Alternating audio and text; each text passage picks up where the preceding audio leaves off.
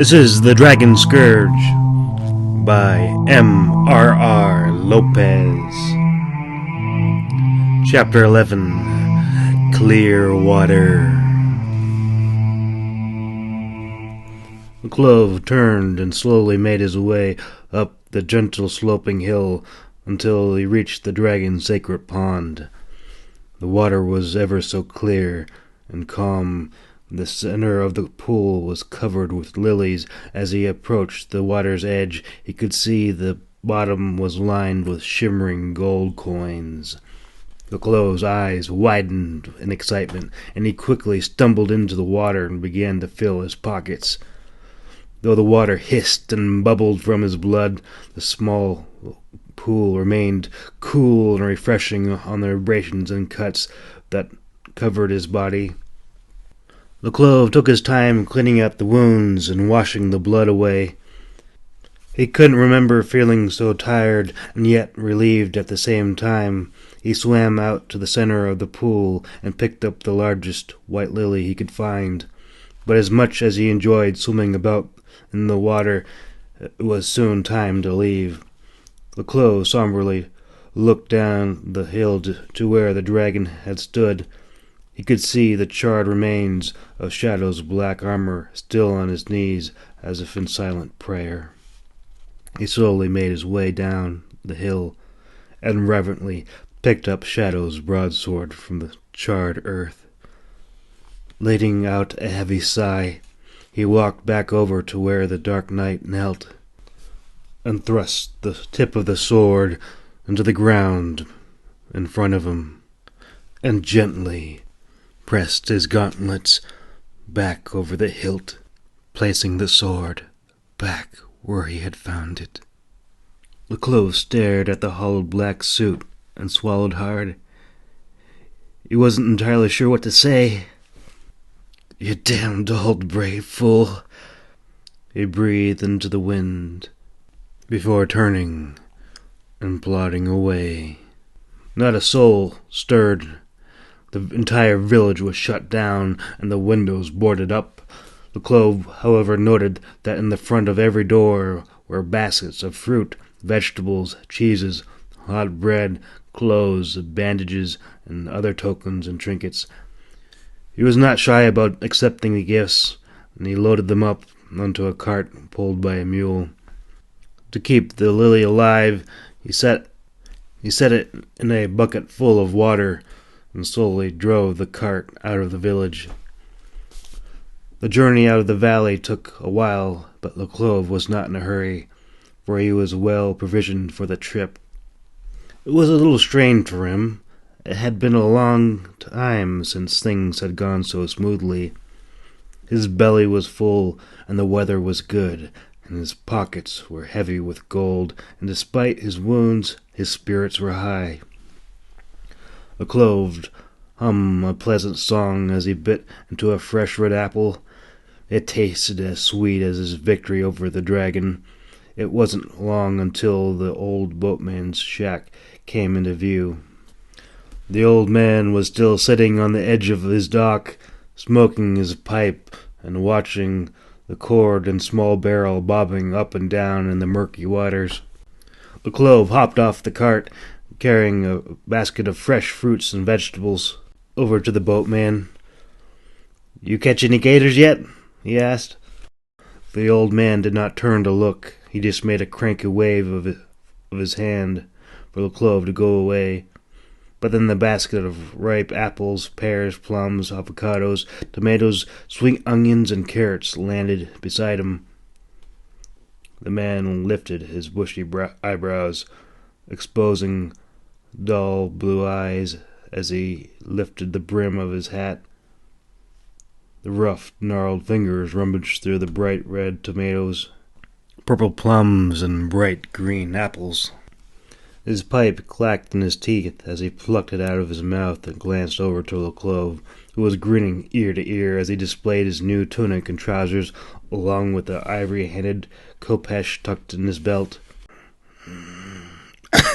"You came back." The Clove's chest swelled and gave a modest shrug. "Yes, I did," he said proudly. The man let out a grunt as he clacked his pipe onto the dock, emptying the bowl of ashes out into the waters before tucking it away into his shirt pocket. "You have done very well for yourself, I see," he commented as he pulled out a large red tomato. He paused to pull a knife out of his pocket. "Why don't you go into town, find a nice woman, buy some land, settle down?" The Clove frowned. "I have come all this way, fought bandits, dragons, and saw children butchered, and a brave man burned alive, all to bring the Oracle this stupid white lily. I'm not turning back now." Caught up in zealous determination, the Clove pulled the khopesh from his belt and hurled it into the bog. The sword disappeared into the mist, clattered into a tree, and splashed into the water. "I'm going to take back my father's sword and regain what has been stolen from me," he vowed.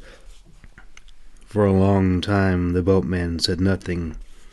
He merely looked down at the tomato in his hands.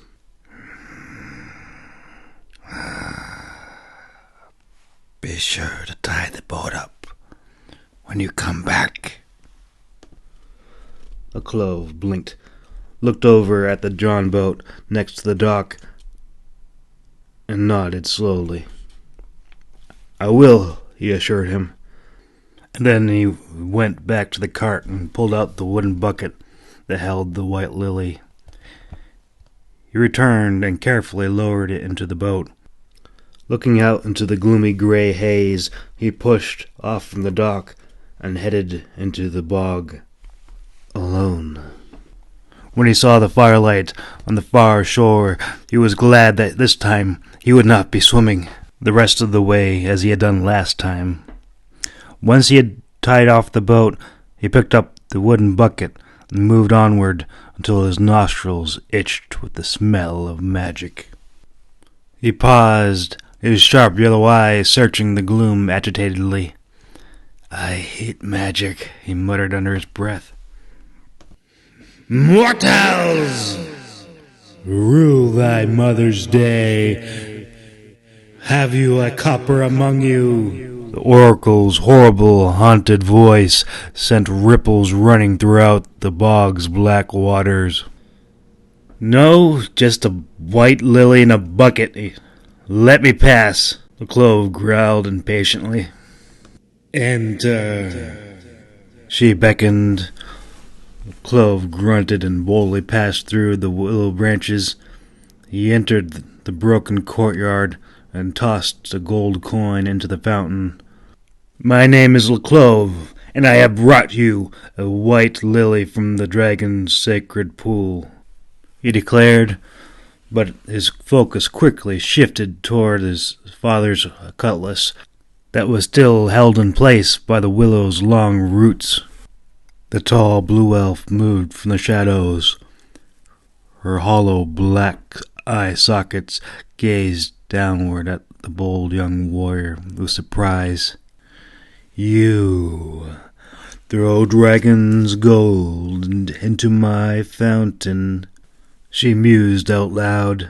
It was hard to tell if the gesture had or had not offended her. "Tell me, how did you come by the lily?" The Clove clenched his teeth. "Well, I didn't steal it, if that's what you mean." The Oracle turned her head toward him, staring at him through her empty eye sockets. "There, your father's sword," she said at last, and with a wave of her hand, the black roots fell away, and the cutlass clattered to the ground. "What about my memories? You said if I brought you the lily, I would recover them all," he protested. The Oracle grinned wickedly as she brandished her dagger. "I did, but that is going to cost you more." The Clove's bright yellow eyes blazed with anger. "Do you think I'm afraid of you?" he snarled. But the Oracle only laughed as a black root snaked out of the ground and held the clove against a large stone. He immediately regretted throwing the khopesh away and stared up at the blue elf in terror as the tip of her dagger pricked the edge of his face. "I really think you should be," she breathed. The clove's chest rose up and down as he turned his head away and shut his eyes. "Silly Pyro. A pity you were not warned about dealing with magic." The elf forced him to turn his head and look up into her horrible empty eye sockets. "Too bad you won't know better until I pluck out those pretty yellow eyes of yours." "No, please, please," the clove begged. "Shh, don't speak, or I'll cut out your insolent tongue as well." Wait, I have something better," the clove exclaimed quickly. The oracle only laughed. "What is that, dragon spawn? What is that? Do you know how much magic runs through you? Don't you know what I can see through your eyes?" The clove twisted his wrist about and clasped the small black pouch tied to his belt. "I'll trade you this. It's worth 2 of my eyes, I swear, please." The ancient blue elf looked down at the pouch the clove was holding. She glanced back up toward the clove, opened the pouch, dropping the slime-covered dragon's eye into her hand. Her face lit up in wonder as rays of shining yellow light blazed out from the eye in her palm. "Ah, oh, Enthrallin's eye. So the wind speaks the truth. You did fight the dragon." "We had a deal," the clove snarled. The oracle nodded slowly. "You will get what you asked for." With a simple touch, she tapped a finger on the top of his forehead. The moment the roots released him, the clove felt a sharp, splintering pain rush through his skull, filling his eyes with a horrible, pulsating, blinding white light, and his ears echoed with a horrible ring that it rattled the marrow of his bones and made his joints ache. He cried out in terror as he fell to the ground, gasping in pain as waves of memories rushed into his mind. Suddenly they all stopped, and he found himself staring down at Nabetha's bloody corpse, with his knife stuck in her heart. The clove shouted in horror and grief. Tears ran down his eyes as he reached out to her, but then she vanished, and he knelt trembling feverishly on the stones. Still holding the dragon's eye, the blue elf glanced down at the clove. "Ah, not quite what you expected." The clove shook his head. "It was an accident," he breathed shakily, regarding the blue elf warily as he reached over to pick up the cutlass. True to her word, the curse was gone, and the blade was no longer too heavy to lift. "And what else have you brought me?"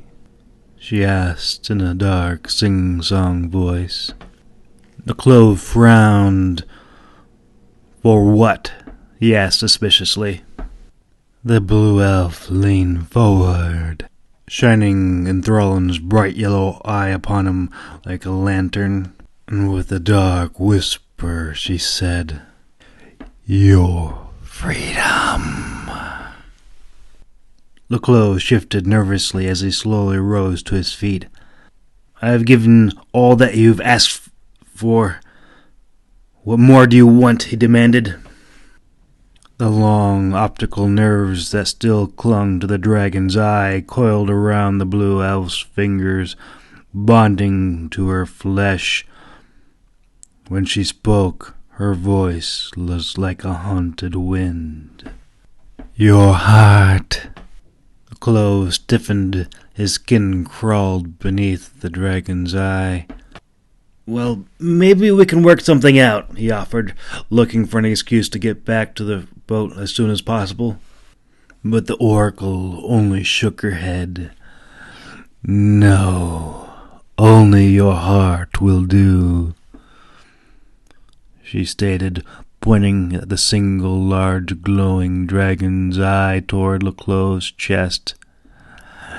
"Such magic, such passion, such courage, such youth," she breathed hungrily. The Clove shook his head and tried to circle around the elf, but she blocked his path. "I brought you that stupid flower," he protested, "and I got you in Thrallon's eye. I'm not giving you anything else, elf witch." He growled and pointed his cutlass toward her. But the oracle merely grinned evilly and rushed at him, feinting with her blade. The Clove went to block it, but the elf was faster and slashed him across the cheek. He cursed and held his stinging face. The wound wasn't deep, but it was enough to make him angry. He charged at her, but the blue elf sliced open his black tunic and spun him around and seized him by the scruff of his hair. Shoving him onto the ground, the Clove stared up at the ancient blue elf in dismay. Never before had he been so outmatched. She was toying with him, making him look and feel like a child. For some reason, she did not use her magic, and instead she was toying with him like a cat playing with a mouse before killing it. "Do you really think you can fight me, the Clove?" she asked teasingly. He clenched his teeth and glared up at the oracle. "Why don't you just end it then?" he demanded. The oracle grinned mischievously. "Because I want to see you fight, to see how hard you'll struggle to live." The Clove cursed bitterly as the blood from the cut on his face hissed noisily as it hit the ground. A rush of anger ran through him like a wave of fire burning inside his chest. "I am the Clove," he declared, "and dragon's fire runs through my veins. I come from a line of warriors, tempered in battle like steel in a forge. I have fought bandits, accursed creatures, and dragons.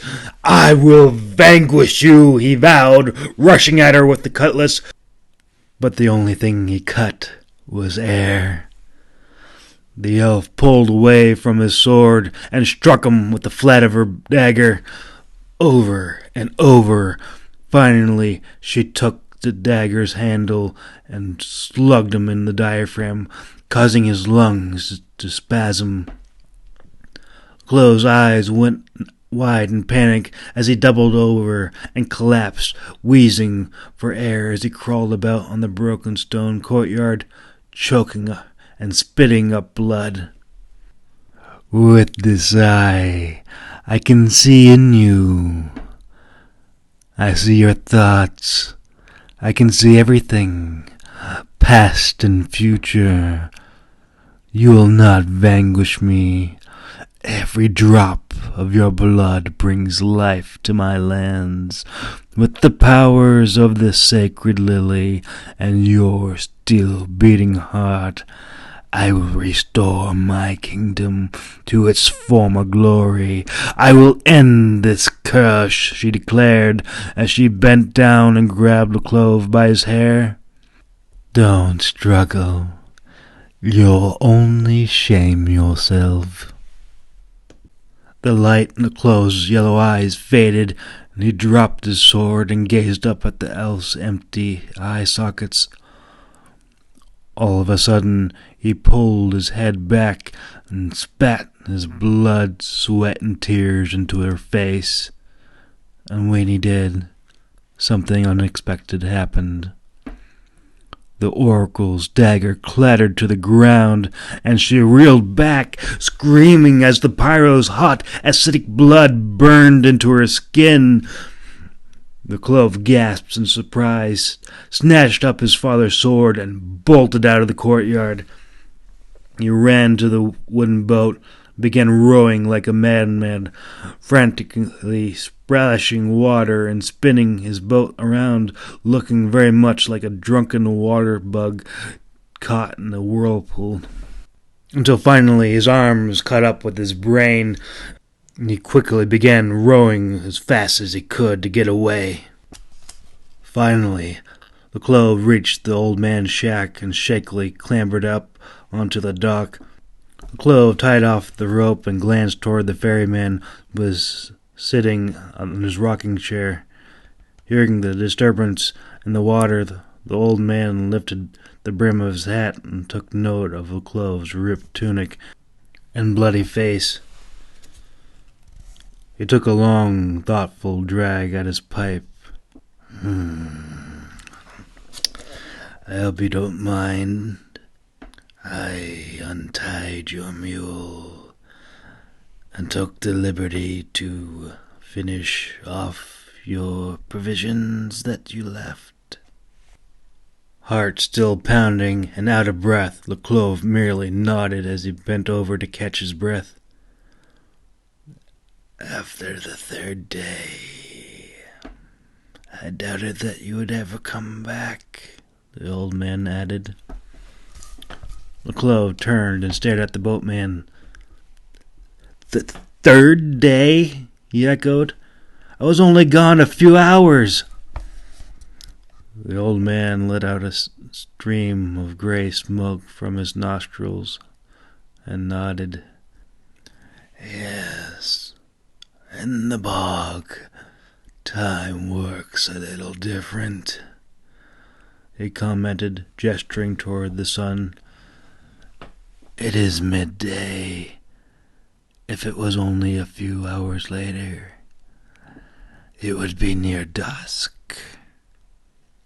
Sure enough, the Clove looked up at the sun and saw that it was indeed only midday. He let out a shaky breath and nodded his head and glanced around in confusion. The old man took another slow drag at his pipe. So, what will you do now? The Clove paused. He ran his hand through his hair and then grinned. He was free as a bird, and as long as it wasn't going back into the horrible swamp, he didn't care where he went. I think I'll just head that way and see where the sun sets tonight, he declared.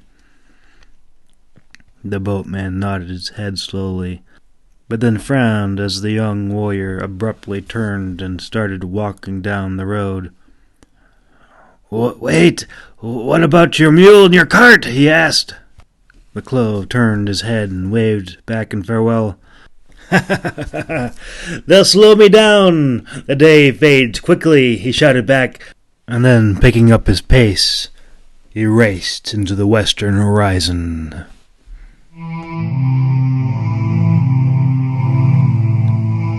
Don't worry, there's lots more. Up next, Chapter 12, Unexpected Guests. You've been listening to The Dragon Scourge by M.R.R. Lopez. If you want to support this channel, you can get the book on Amazon and Kindle. Also, if you would like me to read your book or another book, you can email me at thedragonscourge@gmail.com. So, if your book passes YouTube guidelines and is amazing fun with magic and all sorts of epic adventure and stuff like that, send me an email. Also, I would like to say that I am an independent writer, narrator, and illustrator.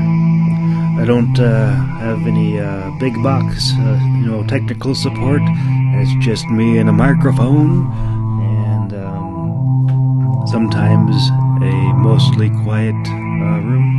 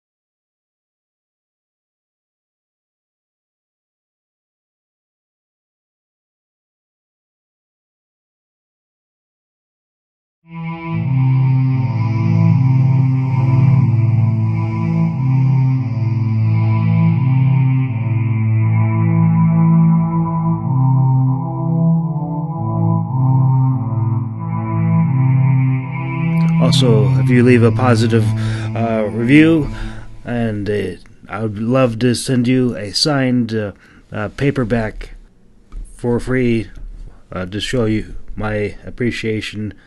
I don't know how long I'll be able to do that for. As you can imagine, that could be a little bit hard, logistically. One being financially, and two being, well, time. Yeah. And I do like to write, and I do like to narrate and illustrate, and I can't do all those things while I'm signing books. But, if you don't mind a little bit of slow mail, it could take a few months. Like I said, it's a small-scale operation. The bigger the audience, the harder it will be. But at the same time, the bigger the audience, hopefully I'll have more support. So basically what I'm saying is strike while the iron's hot. If I have oodles of subscribers, then yeah, you can expect delays. But unfortunately, we don't have that problem yet. We're just starting out. It's going to be an adventure. And I'll see you soon on Chapter 12 of the Dragon Scourge.